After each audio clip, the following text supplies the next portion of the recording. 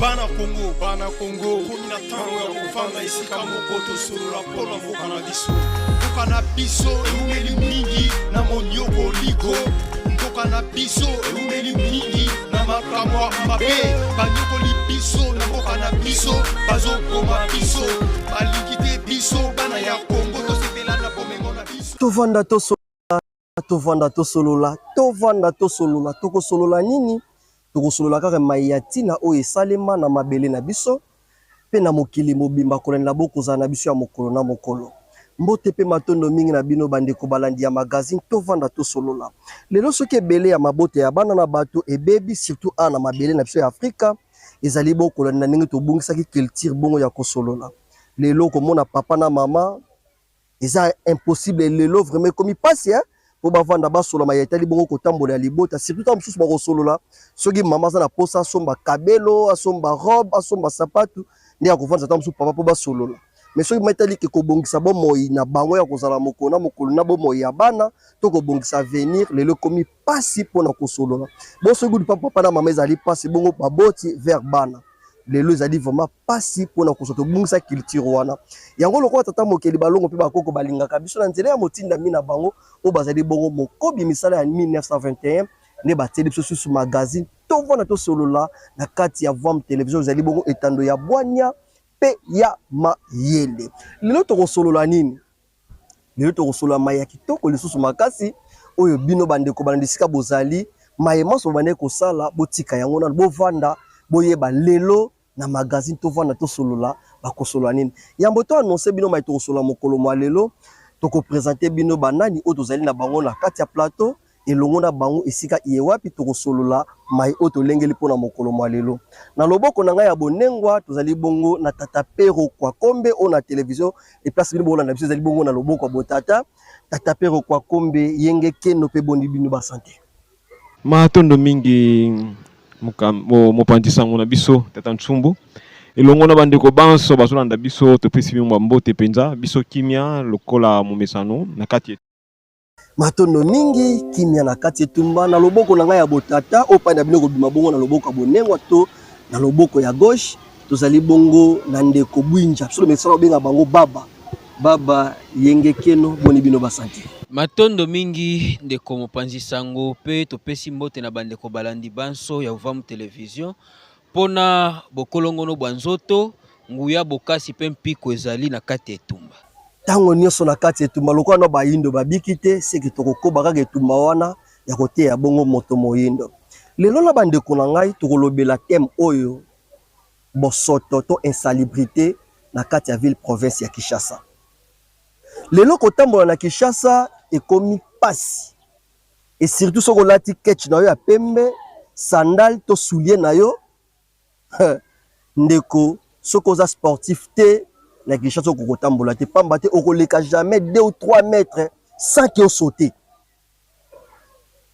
fulu moi ba maya mike ba caniveau boucher couche ya potopoto elati yango soki ozaki di bato za distrait risque lokolo se retrouver na caniveau oza boucher okobimisa boy couche bosoto ekolata yo esiko bande ko kende musala mo ke non susti o sengo zonga na ndako lokolo esika bato bazali eza vraiment impossible to inconcevable que tovanda na kati ya bosoto bongo tozanga bon kolobela yango na magazine tovanda tosolola lobaki tokosolola yango elongo na bandeko po toyeba nini ezosala ete na mabele na biso to na kati ya ville province na biso na Kinshasa bosoto ezwa esika pe evanda na kati ya bomoi ya bato. Tata Pero kwa kombe lelo Kinshasa même na kati ya centre ville oyo tant que ezali miroir ya province ya Kinshasa ville province ya Kinshasa atoka soko komi kuna okondima te koza na Gombe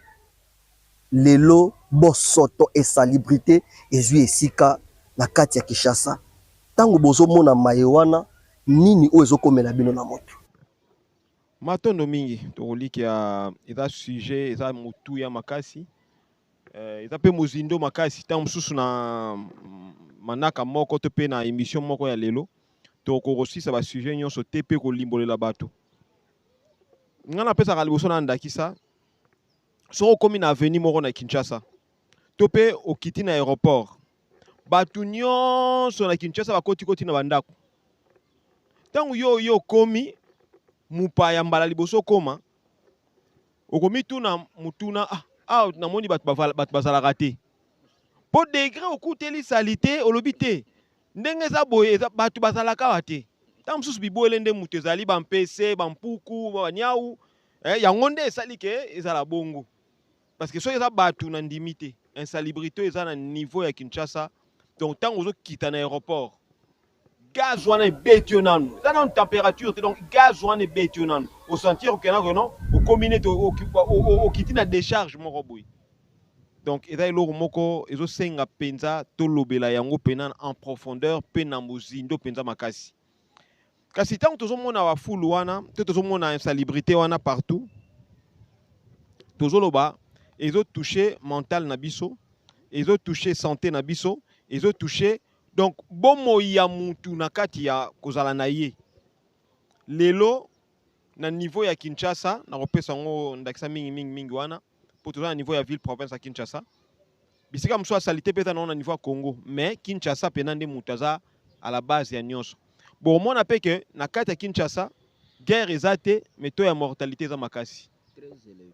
Donc très élevé. Tant que tu no bat bazo kufa na est. Oui, bat bazo kufa na est pour ma guerre ezali. Mais taux ya mortalité à Kinshasa le taux ya mortalité à est. Iska guerre ezali. Omoni. Donc ça veut dire que eza likambo moko tokoki kolobela nkaka bongo. Donc lokola taux ya mortalité ezali plus avancé, c'est que ça na cause moko eza et bomba mise quoi dessous des cas. Bah oui, eza ba cause ezali ebele. O eza taux ya mortalité. Mais taux ya mortalité wana pe ye mingi. Nde totaleli état na biso ya Kinshasa, ndenge ville province Kinshasa ezali. Lelo soko tokei par exemple, ba bisa so makama coronavirus, ba cache-nez et tout non. Mais o che cache-nez. Mais libosa ndako na yo fulu ezali. Fulu wana ye wana malaria, ye wana typhoïde. Ye wana malade belé o eko développer parce que fulu salité aza munguna ya mutu. Aza munguna ya santé. Salité. Parce que salité sur azawana akopesa yo lolenge ya bokono ya ebele. Tata pero ya moto kota vraiment na bozindo to sugina na wana na bino ne bwinja lelo toye poto so na bino elongo na tata pero tango boyo ki tem o na matoi na bino insalubrité to bosoto na kata ville province ya Kinshasa angle nini to lolenge kani boyambela ki bongo masolo mokolo. Matondo mingi ndeko mopanzi sango. Boyebi biso pe ndenge toyokaki collègue na biso ndeko pero balobaki parfois soki tofandi na ndako tozotala carte géographique ya Kinshasa tomoni ba commune nyonso ndenge ezali tomitunaka question moko soki par exemple oyambi invité auti na ba province to libanda ya mboka aza ana Kinshasa siko fo omeka kotambwisa ye a visiter Kinshasa. Bon tokotuna ba téléspectateurs parce que bino tokotuna bino te. Bon mega komi tuna bino moko commune nini toko komema invité wana akende ko visiter na koliki ezate parce que partout na Kinshasa insalubrité. Alors eza ba sujet d'actualité parce que tilelo solution ezozwa mate l'état na population to sala ndenge nini poto silisa salubrité to sala ndenge nini poto apporter environnement ya bien na Kinshasa na biso. Voilà pourquoi lelo na tofa na tosola ndenge bolobaki tokomeka kotalisa part ya responsabilité ya population tokomeka pe kotalisa part de responsabilité ya l'état po bango mibale tofanda toluka solution po tokende liboso tosilisa pe busoto na mboka na biso pe na Kinshasa awa esika tozali. Matondo mingi tokoyeba bongo part ya responsabilité tata pero tozongi sikola kata plateau na biso vraiment soki tokende po toyeba part ya responsabilité ezali mais ya boto kota bongo na part ya responsabilité cause nini ezosala lelo cause principale ezali nini po lelo bosoto bato bamesana nango po toyebi même na kati ya bandako sokola moki na tongo loka liboso basalaka azwi kombo abandi kokombola mais lelo tozomona ke kinois to kinoise azokoka te kokombola Kinshasa bato bamesani na bosoto nini ezosala ke lelo population kinoise amesana bongo na bosoto. Matondo mingi pour auto produire na bosoto ebele na niveau ya Kinshasa. Eloko so bozongi na illustration tant na lobaki ke non soki muta wuti libanda ye akomi na niveau ya Kinshasa aomona ke no awa bato bazalaka te parce que ntango otali environnement olobi te environnement oyo bato bafandi ekozala boye te oyo bato bafandi ekozala boye te. Ça veut dire que spirituellement mutu mwindu eza preuve ezolakisa ke mutu mwindu spirituellement basi baboma ye déjà kozala koboma ye elingi elakisa ke azokoka te même kolongola eloko ezotungisa ye. Omoni soki okuti mutu par exemple na nzoto na ye na makolo na ye aza na mayandi ebele me yo moko otuna me mutuna me mutu alalaka ndenge nini ndenge aza na mayandi ebele boye etungisaka te na butu ekwanzaka ye te esalaki eloko moko te mpo yo soki okoti liyandi moko omona ke ezoderange yo mpe ezotungisa yo. Donc okomituna mutu na bi est ce que mutu azalaka kaka mutu. Donc ndenge moko mpe na niveau ya insalubrité na niveau ya biso na niveau ya Kinshasa zwa par exemple napesa minoka eloko moko mangomba eza bebo na Kinshasa mangomba eza ebele na mangomba wana bazoteya bango ke na ba homme politique basa ba dirigeant bakotaka na kata mangomba wana bazoteya bango nini awa na mokili toza ba pèlerin qui veut dire ba passager toke na biso lola donc biso toyaki na mission na biso nini toye tofai na kata mokili yango nsima nango après coûte que coûte tobunda ndenge nini tokokende lola.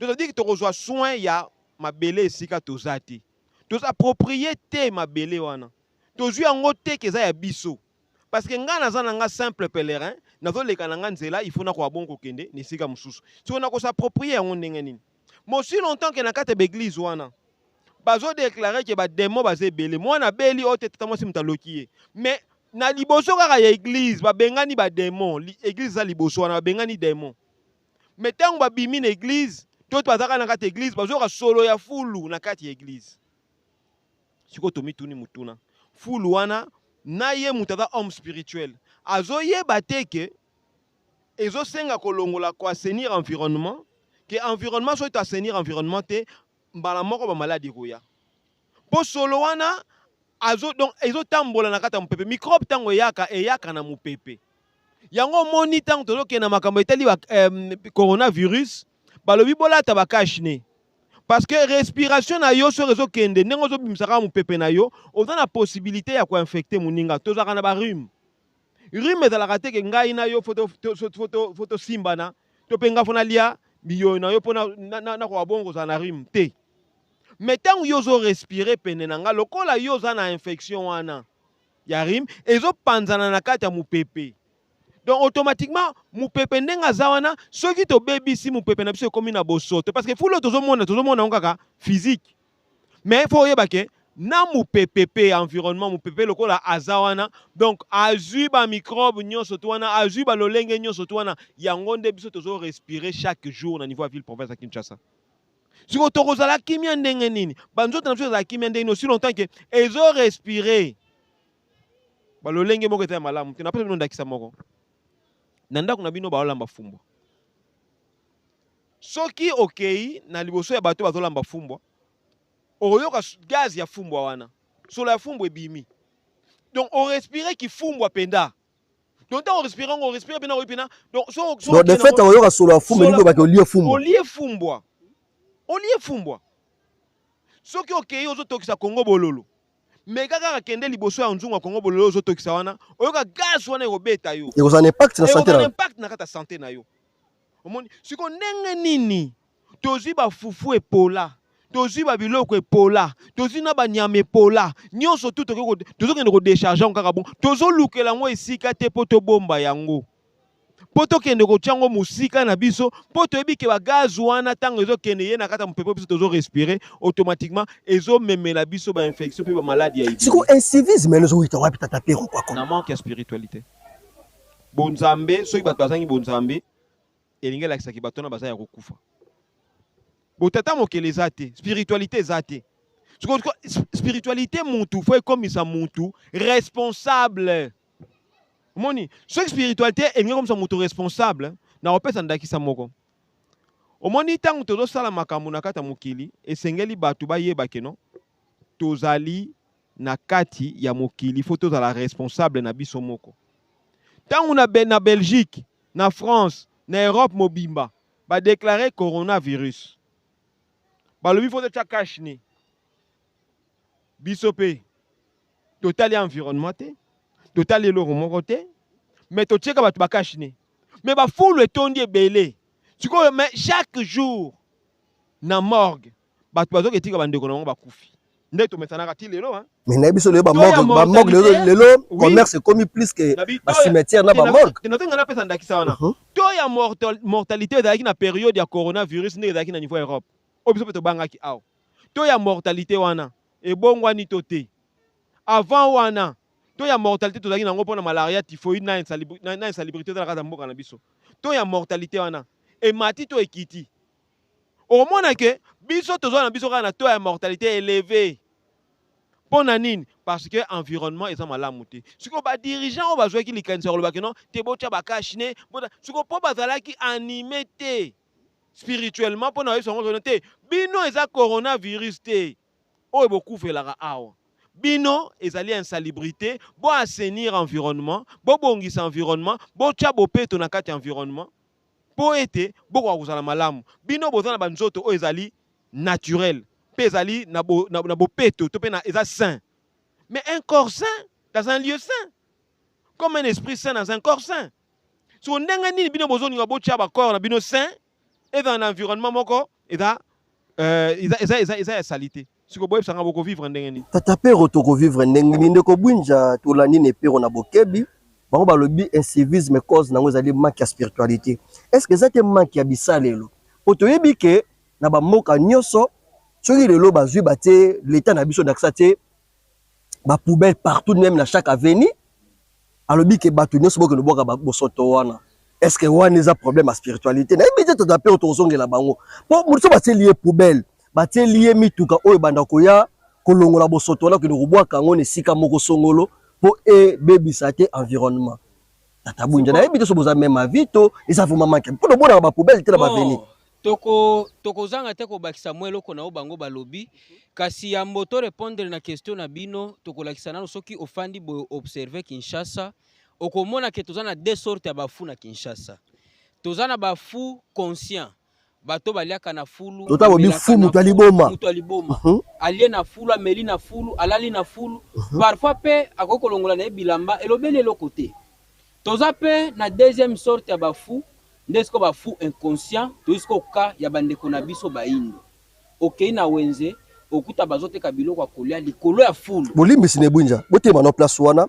tokosenga na ndeko ntimba to ndeko kwaku ntango nde bwinja alobi ke bazoteka biloko ya kolia na fulu botila biso extrait ya elema oyo tozwaki bongo na wenze ya selembau oyo tosungamaki na concert na biso ndenge bundu matondo mingi esika bozali bayenge keno na bino ni bwinja bokoba na bino mais tokosenga na régie bayilisaka image wana alors tango bomoni bazoteka matondo mingi tomoni yango wana yango wana ezoleka bateki likolo ya fulu mais na même fulu wana moto azoteka aza na ye normal na komona eboye mais okomona pe ere moko atandi liputa alali kaka wana nde ntango toyoki moko ba journaliste na biso balobi ke eza pe ezobebisa mental ya population omoni fulu ndenge eza bongo avec solo wana ezo affecté mbala moko fonctionnement ya cerveau okomona pe okeko somba biloko abwendenga oti ko diffuser ba image osombi pe olambi olie obosani ke ozolia biloko te mais ozolia nde maladie kati na nzoto na bino so esko biso tokopesa point de vue na biso concernant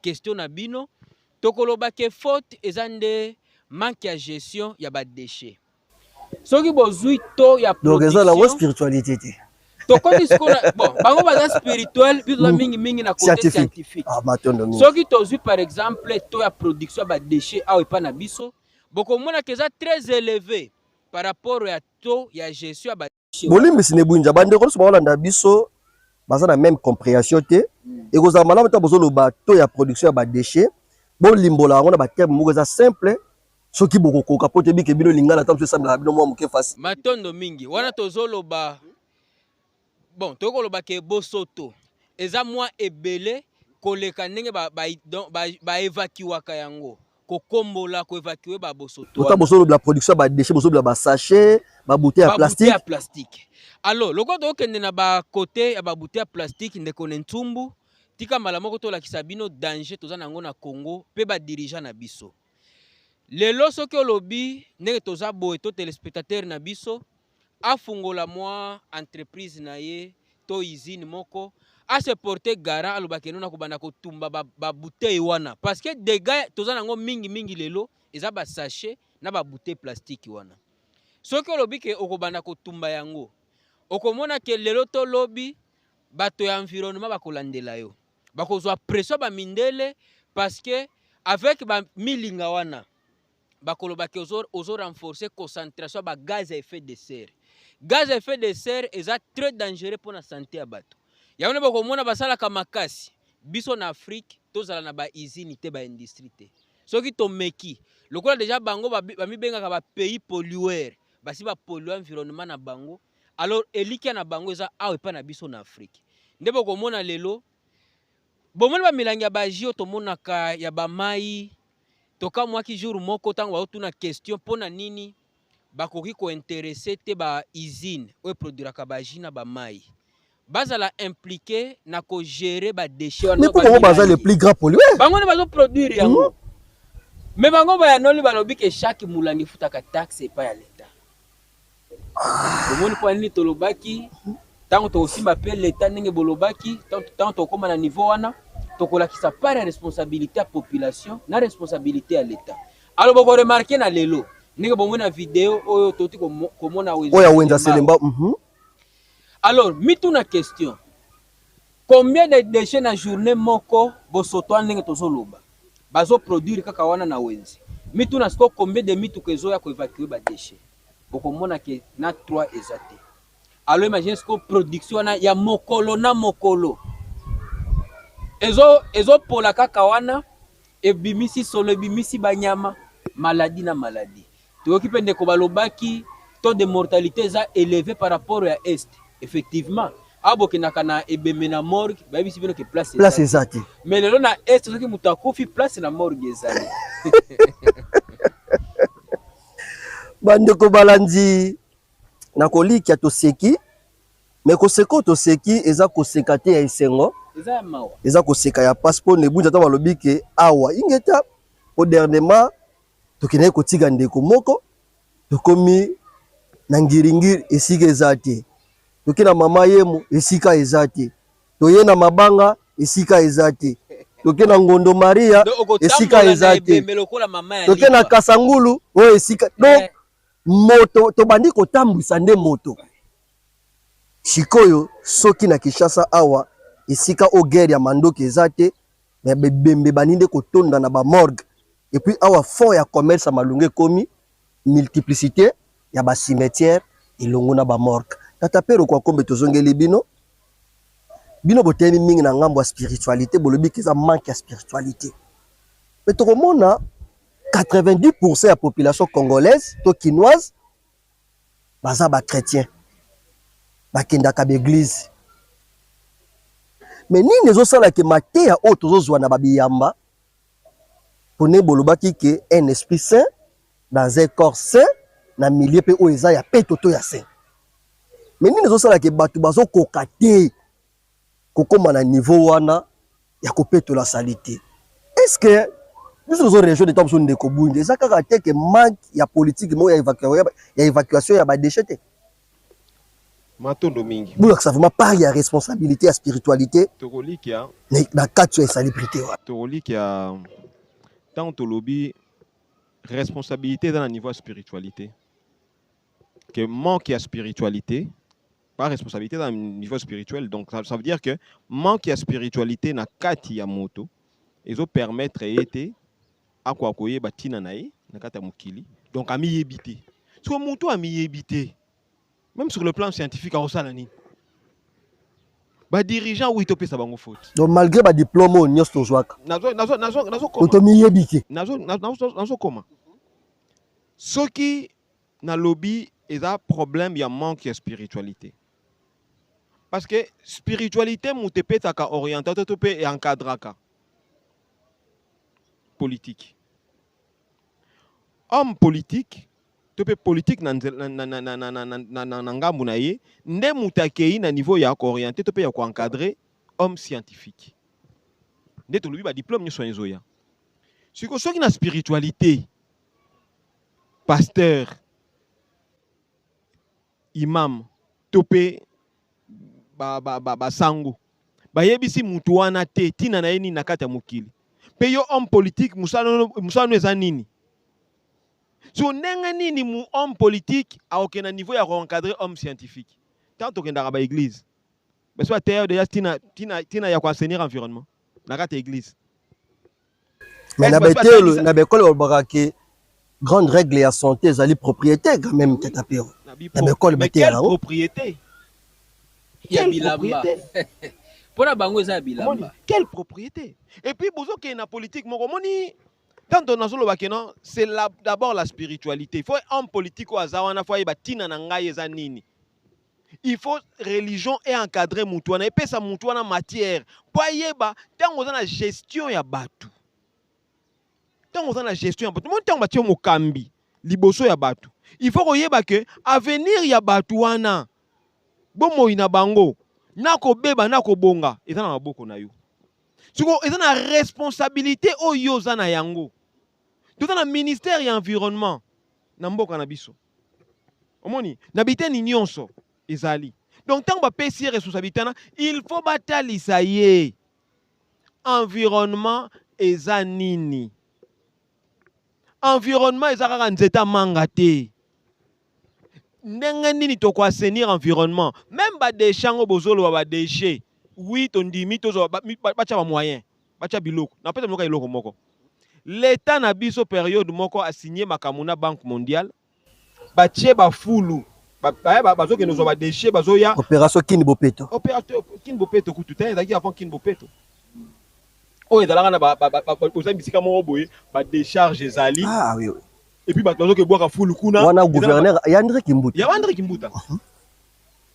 au moins ba kei bazo longola salité ana pa ke no longola mais sikoyo batu wana tango balingisi bino eloko wana bango bazui yoka yo ne eloko to loba bazui ba déchet wana ba kena ngo ba pousser ngo musika côté ya ba nsele nyonso to wana ba komi ko récupérer gaz butane gaz o balambela na ndako gaz o mona ba tchaka gaz wana za gaz eutaka na fulu omoni sikana zo bakeno bango bakena niveau ya bazana bonzambe bayebi keno fulu wana so sanction quelque part et ko nuire te na santé ya batu mais ye na tour na ye akopesa biso gaz boy gaz wana toko keno ko saelango na niveau ya ba chauffage na niveau ya kolamba na ndaku na niveau ya boye ayebi neni ya ko luka moyen ya ko récupérer bolamu ya fulu wana siko tangu kaka makambo wana na biso esili moni ke ba pomper gaz butane ba kei sima mikolo balumbol l'état congolais to récupérer plan tout ce qui ndenge nini ngala fandaka na bambole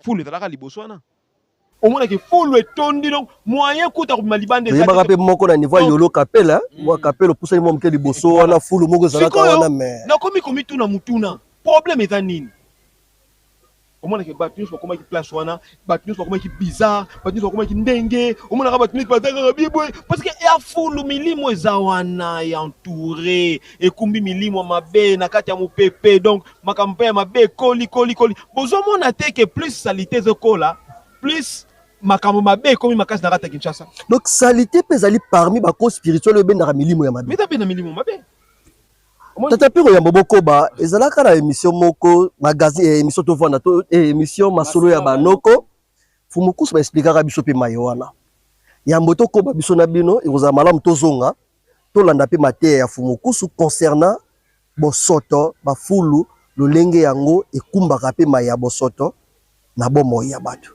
esika na régie na mboka nyonso na kati ya mboka na ye ayeba nanu devoir na ye za nini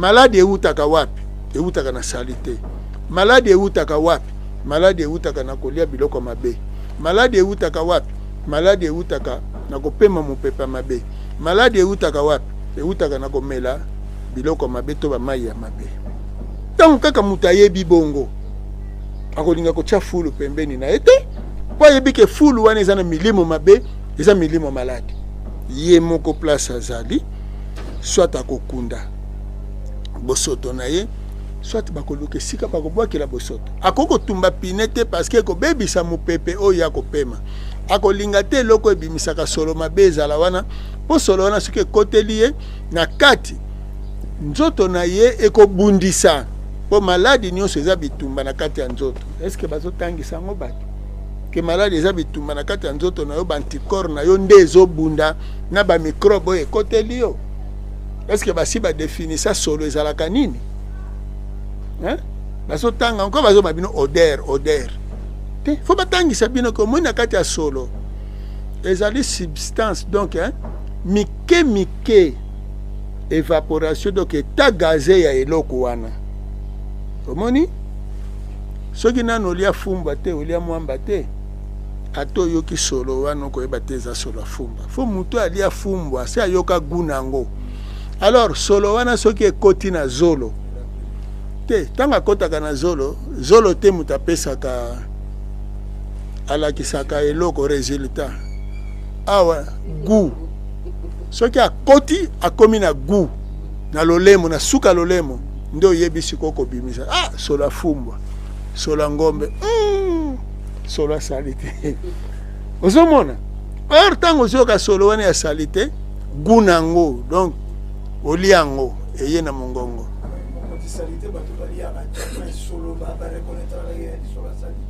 Kasi po soki ovandi boye salite abimisi solo te oyoki yango na kati. Ntango oyoki siko oyebi ke eloko nazoyokela solo eza ye. Kasi yango wana ekosalaka mokolo koyoka solo moko meme omoni te olobi oyoka bato solo eloko akopola po omonaki atalaka eloko akopola solo ekotelaka ye. Ya wana même le botanga na classe le goût et l'odorat botanga ngo ensemble Ekas, le goût et l'odorat botanga kango ensemble po nani po gunde déterminaka solo. Matondo mingi na équipe technique, matondo vraiment pe matondo ya mingi na fumu ne songanzila solo na nzela na bino nde biso ya bino bana biso ya bino bakita lelo moto moyindo abandi kofungola boyebi malemi kasi soki totosika mai obino boyeli biso nde kosala ete tolongwa na kati ya civisme oyo eyingeli vraiment moto moyindo afai na kati ya bosoto nazoyeba te ke bosoto ezali kokumbela ye mayemanso mabe ezali bokobebisa bomoi boye tata pero tolandi image par rapport ya mayeba na koloba soki ya kokomante ezali matondo mingi nde tozakoloba fulu wana plus bafulu ezobotama na kati ya Kinshasa plus makambo mabe mpe ezokota na kati ya bango. Soko omonika balabala moko kino na ebande na onkutu oyo na suka na ezaka na fulu yo moko nanu soko oza conscient omona yo moko obanga nango kokota na kati ya venu yango. Pourquoi? Parce que tu sens que non, ça ne va pas. Siko environnement soki ekomi salite environnement ebebi nani ayaka kobongisa environnement omoni ya onto yebisa batmande ko mo ebele basala makasi batanga nsiku tango tofandi bo bagere eta na kata mokili environnement na biso eza salite nani abebisi environnement tata mokili te nzambe te mais biso batu siko biso batu toza banani na kata mokili oyo soko ye otangi na kata nsiku bakotalisa yo malamu oza pèlerin te oza moleki nzela te ozali kolo mokili sima ya tata mokili. Soko soza kolo mokili sima ya tata mokili ça veut dire que soki yo lingo transformer mokili wana yo mutu oza capable ya kosala boye po environnement no ekozala malamu. Donc soki lelo bosoto ezali parce que spirituellement l'homme ne se considère plus homme. Bakomisi biso na caractère ya bonyama. Omoni même nyama kutu. Omona ke sika kosala zongo, akende kosala ngo musika. Menabi tala banda kutozo fanda. Tala ba toilette toza na mona banda kuna biso. O comprendre o komi tuna mutuna muntu makanisi na ye ezangi okende musika po asala toilette eza malonga po permettre ye akwa kosala zongo na lolenge sengeli. Mais mutazo kote na kata toilette, on dit mutazo kote na kata libulu moko boy. Et puis mon so okay na kati wana, tu kana gaz angi solo na yo mais toilette za ya yo. Omoni. Donc ce nyonso tu wana mutazo vivre na ndenge nini spirituellement. Molimo za lisusuté dans lolenge sengeli. Mutaliboma.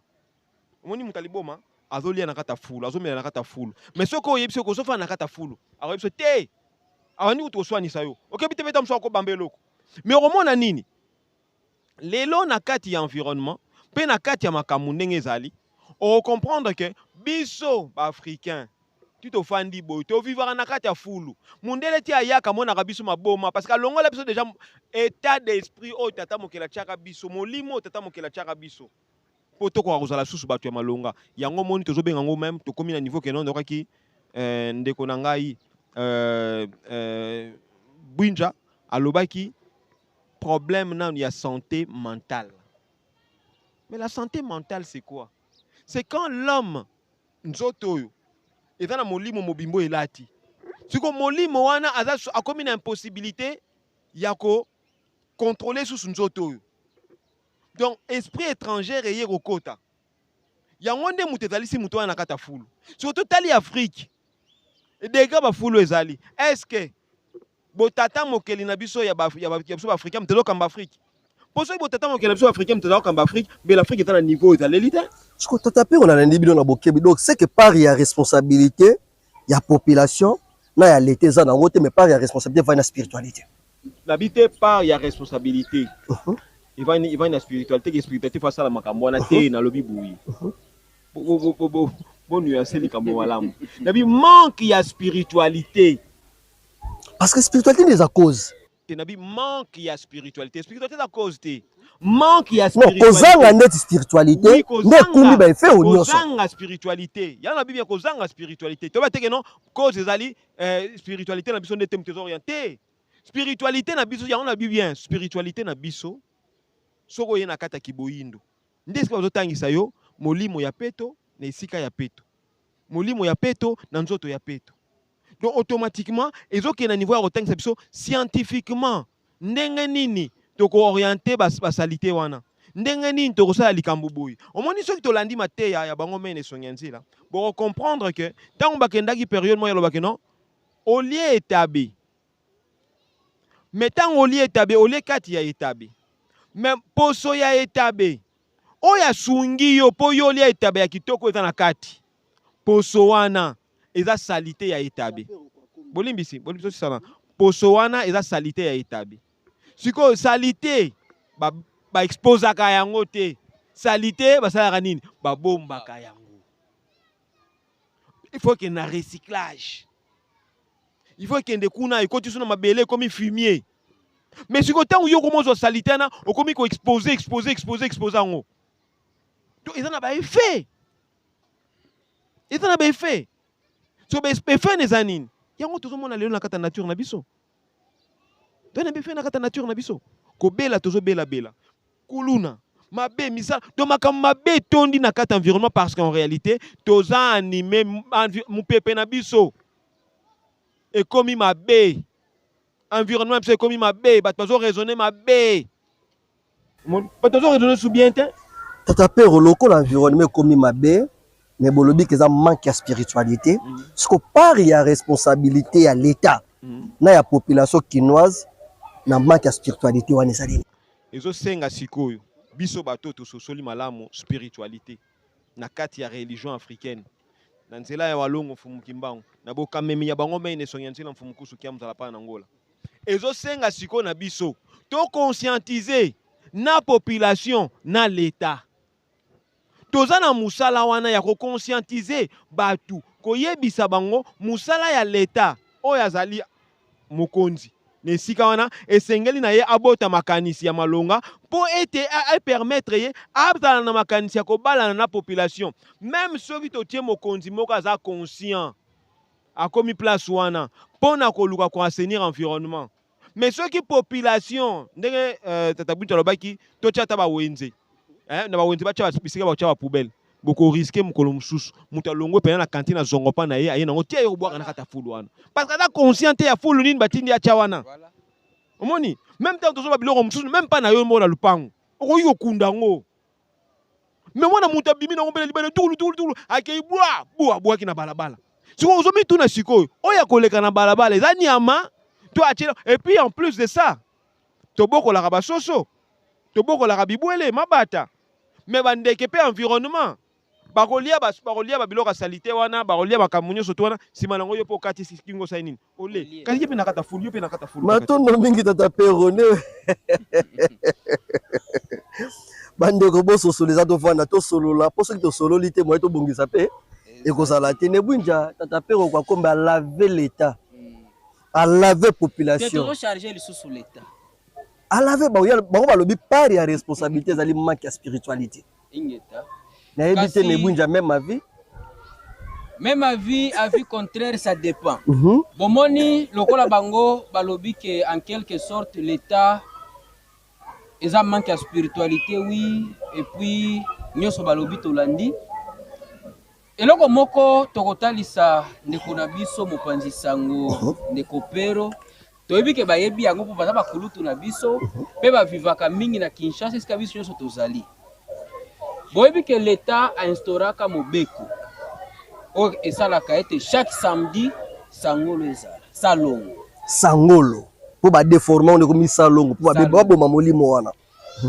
ekobanda kobanda de 6h à 10h elingi koloba nini na temps wana elobi te ke lokola bato bakoteka te bafanda na ndako elingi koloba mutu nyonso aya abongisa esika atekaka mpo leta siko na tour na ye aya kosala mosala koevakiwe tout comme mpe commerçant to habitant akoki kotumba bosoto wana c'est tout à fait normal aloni biso toobservaka awa leta alobi atiki na ye afandi samedi bakoyaka komona soki ofungoli bakangi boutique bafutisi yo amande olie bapesa yo etumbu parce que osali sangolo te salongo bango bazolanda siko nini okanga kaka soki Wala ba 10 heures police ne ebeti, balandela biloko ouais, wana. bato environnement na bapolisier soki 10 heures ebeti ofungoli aloni tomonaka na bamboka mosusu tomekaka kotambola tozomona kirage ya baterase par exemple ndenge balobaki no Bolimbisi kaka point baza wana esika na nakomisa bango na niveau ya spiritualité mm, muntu oyo bopesi musala mm, ya salongo mm.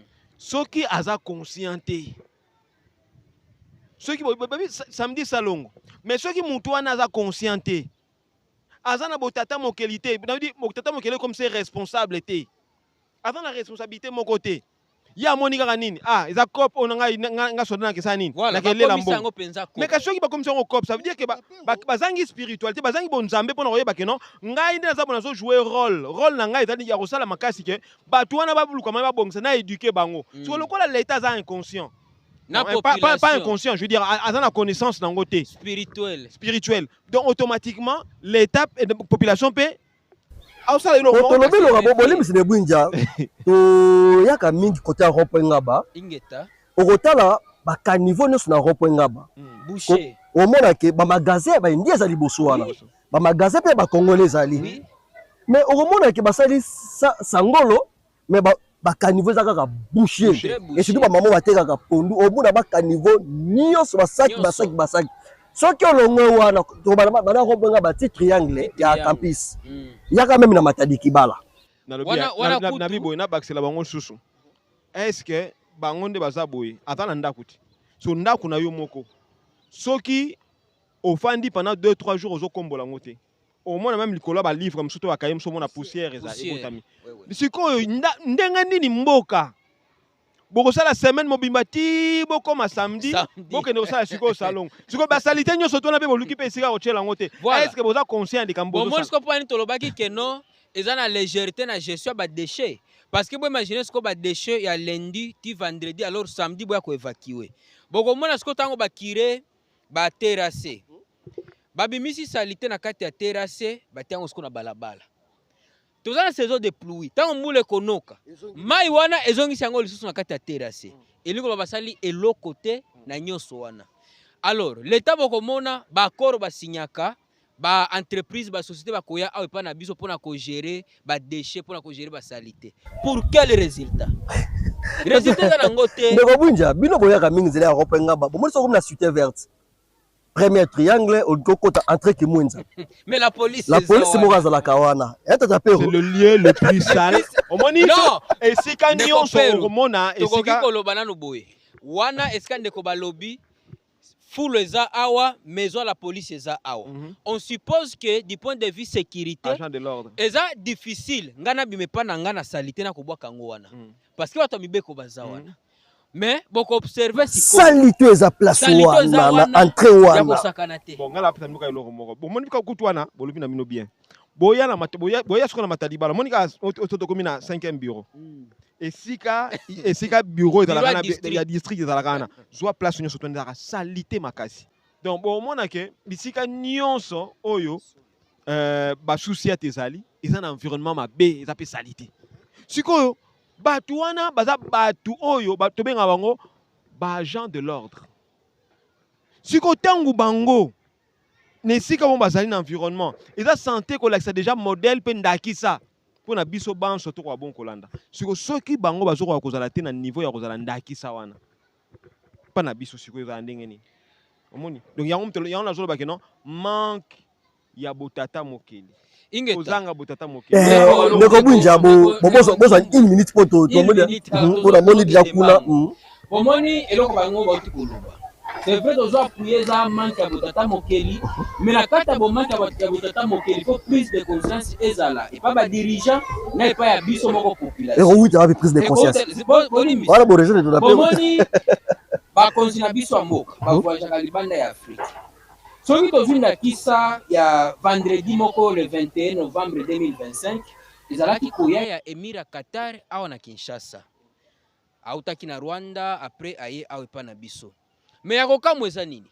Ndenge bango balobaki soki oleki changu kuna après aéroport ozoleka, soki eza na butu ko kanisa keno batu basalaka te. Bango moko ba dirigeant na biso, baza na conscience ya salité ya boulevard nyonso wana. Nini basali? Bazwi ba panneau publicitaire, ba bombi ba fulu nyonso ozalaka départ et d'autres. Pona nini? Tango Emira koleka, soki abwaki misu kotoyo, bienvenue à Kinshasa. Soki abwaki kotoyo, président Fachi akeri bino. En lieu place mbongo basalaki biloko nyonso wana. Baluka bato ba évacuer salité wana, bango ba bombi yango. Mais si ba Emir koleka, après ba panneau wana elongwe, mais salité tikali kaka. Décembre Olympique wana.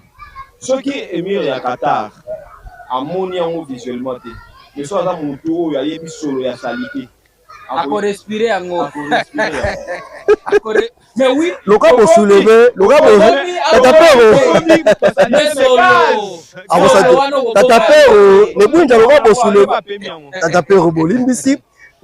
pour soulever le cas chef de l'État devant des chambres réunies à Congrès en décembre 2025. Tata Mokonzi wa ekolo abetaki vraiment loboko na mesa, balobelaki bongo likambo etali bongo bosoto.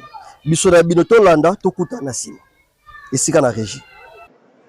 J'évoquerai avec la même gravité l'ampleur du défi d'assainissement, l'insalubrité, l'obstruction des caniveaux,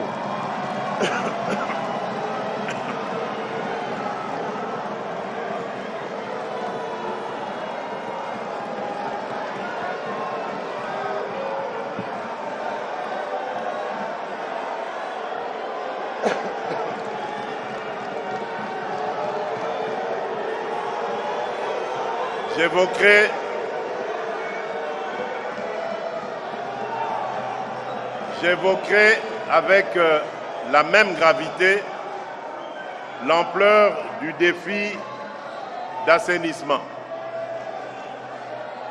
l'insalubrité,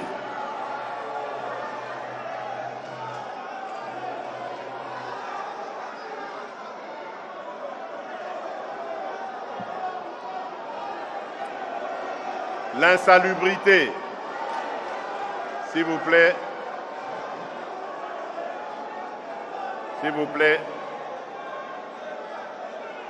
l'insalubrité, l'obstruction des caniveaux, la mauvaise gestion des déchets et la pression croissante sur les quartiers densément peuplés exposent nos populations à des risques sanitaires et environnementaux inacceptables.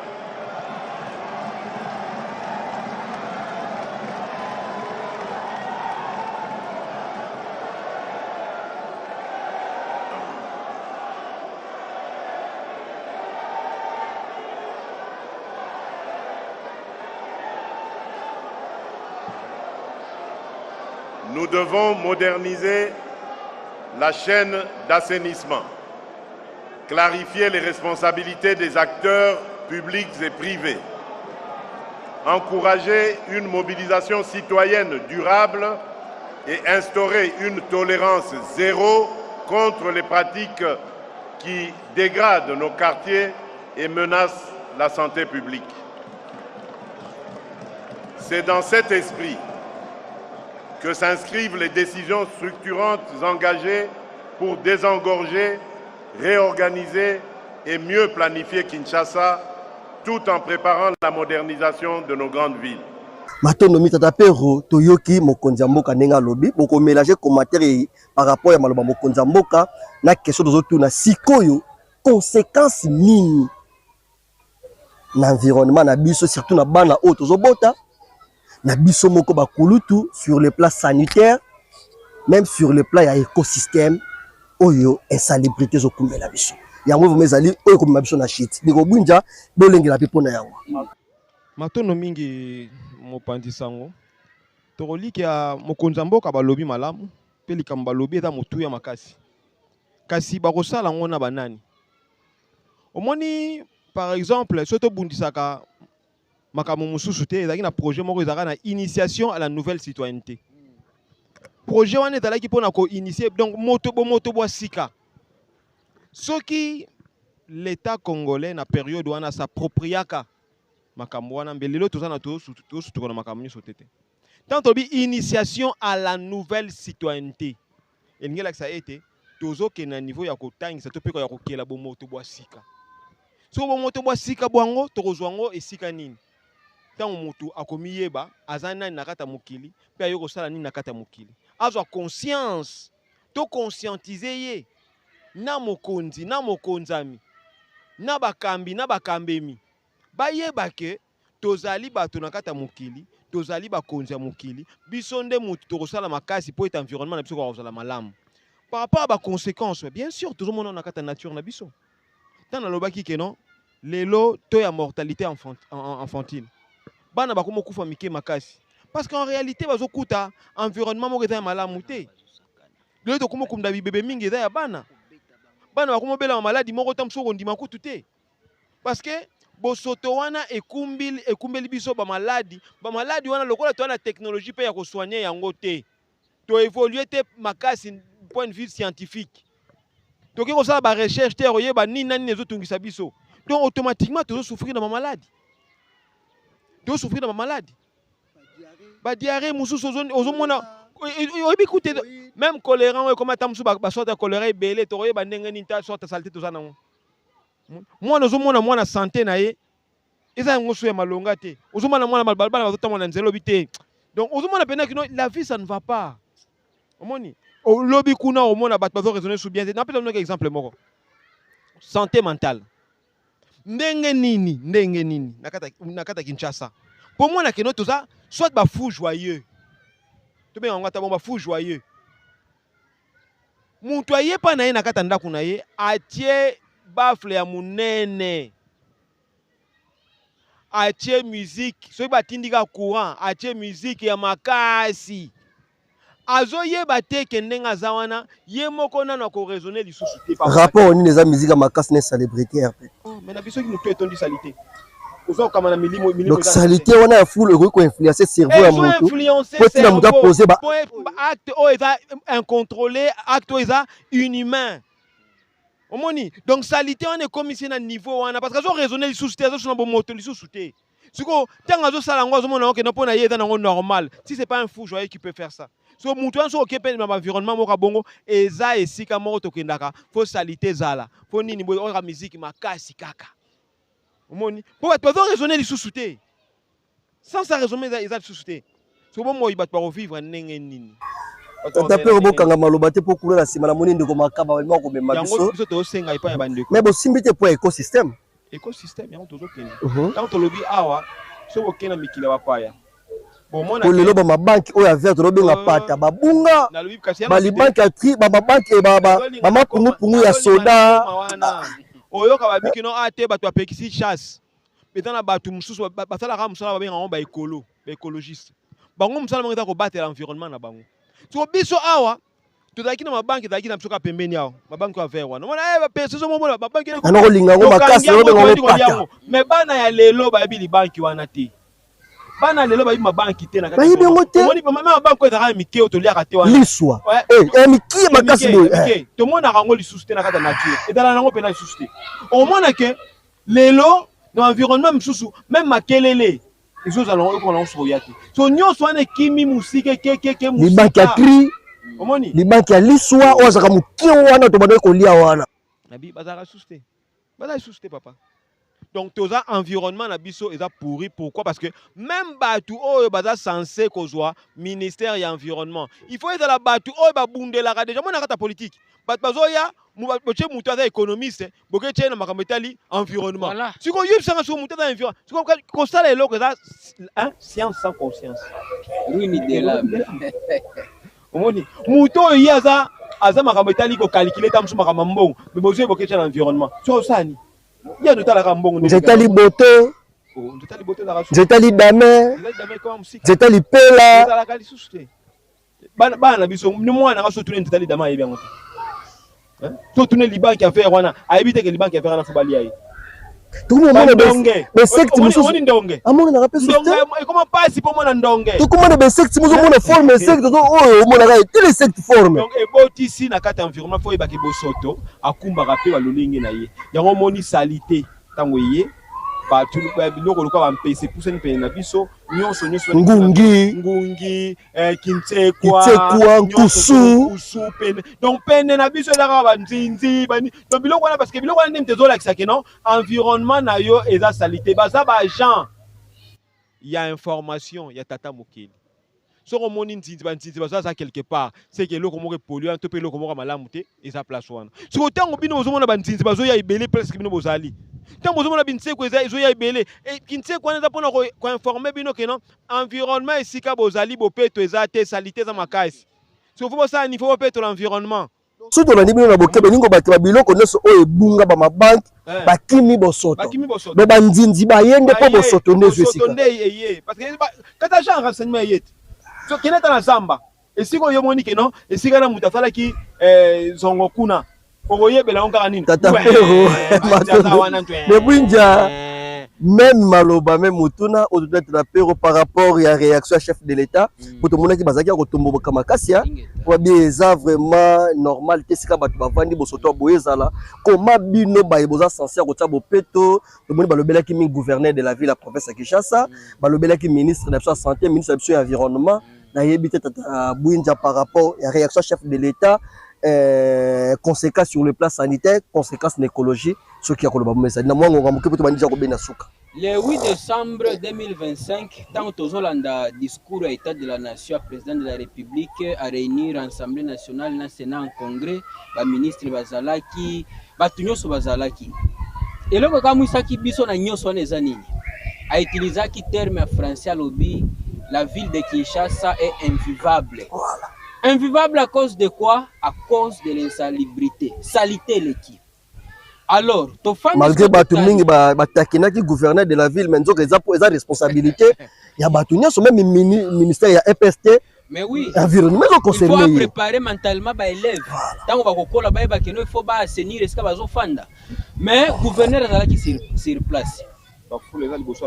Partout. Alors, il y a image amatono mingi matono vraiment na tata kwa kuna tata ntimba bomoni sikoyo donc na ba élève bango moko ba éviter qu'il faut ba luka moyen ya ko assainir environnement. Tango président de la République a utilisé moana a utilisé mo ya mibale za embouteillage mais lokola bolobaki to kolobelango na mikolo ezali koya ofandi yo moko sentir que na président de la République na ba membre ya gouvernement na ba député na biso population biso nyonso tozo vivre même situation, mais solution est athée. Numéro 1, il y a vu la Kinshasa à défendre Maloba président à la Kisapona Nini, salubrité Zali Biloko Bongo.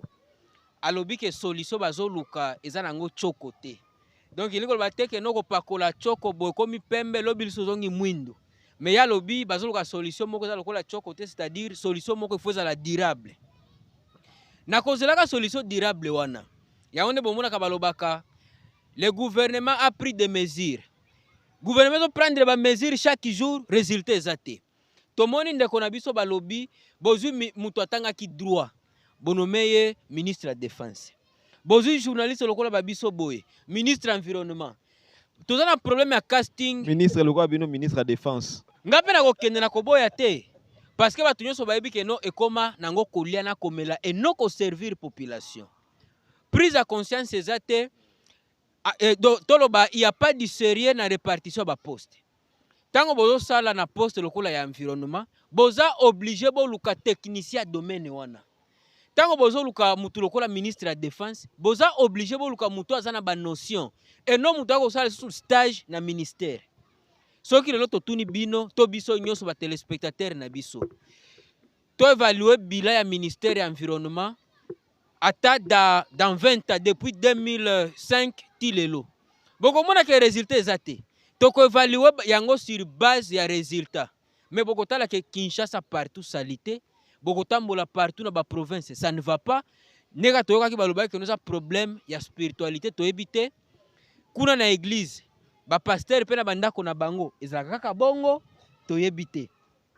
Ofani siko boye otali population ndenge balobaki nuisance sonore wana o remarqué vraiment que mutu ya ndeko na biso ezosala te. Différence ezali bokomona différence na niveau nini ndakisa bino ndenge boza wana soki balobi bokende kofanda na wenzi ata ya rond-point Ngaba boteka lokola bato nyonso bazoteka okomona kokozala gêné. Okozala gêné pona nini? Eza environnement moko zo bimisa solo bosoto omeseni na yango te. Donc za obligé soit na ba jour ezoya obela to o abandonner. Koko asuka mboka fumukusu kama muzala panda na ngola nisongi nzila poto shite balobaki nini? Fumu bakomisaka ba mindele na ba intellectuel na niveau moko ya réflexion mais bakomaka te po balingaka ete ndenge bango moko balobaka. Bapesi batu ba moustiquaire balobi lokola salité leki ba moustique ezali ekopike bino par conséquent bola na moustiquaire po bobatelama malaria esimba bino te. Moustiquaire imprégné d'insecticide. Oui, moustiquaire imprégné d'insecticide. Mais tango sko mfumu balobi mengungi moustiquaire wana eza tango zola na butu e bango ngungi pe akoyeba ke awa toza na salon awa toza libanda to ngungi akoyeba ke no toza na butu to toza na moi te ngungi akoya akopike yango ne koko asuka mboka batindaka bato mingi to peto l'environnement to rendre l'environnement na biso vivable po to éviter ba maladie wana ezosala ke taux de mortalité e matakoleka lelo Congo.